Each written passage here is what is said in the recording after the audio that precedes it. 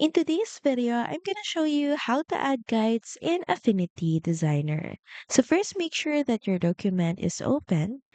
Then next, head over to the View menu at the top and click on Guides. Now inside this window is where you can create horizontal or vertical guides with precise positions. To add a horizontal guide, click on this icon. Next is double click on the size and change the number of pixel on how you want or where you want this horizontal guides to be.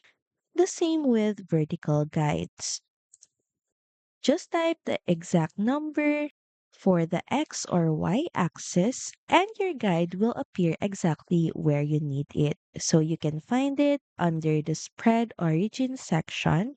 And this is where you can basically type the X and Y positions. You can also change the style and color of your guides. Basically customize everything in this window. And once done, click on close.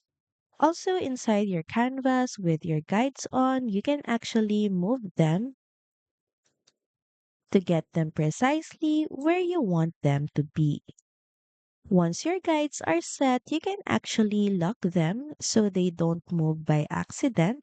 And to do that, head over to the View menu once again and click on Lock Guides. Guides aren't just for shapes, they can also help you line up text, images, and other elements perfectly. You can even use multiple guides to create a grid or margins for more complex designs. So that's pretty much it. Thank you very much for watching this video, and I'll see you again on the next one. Bye!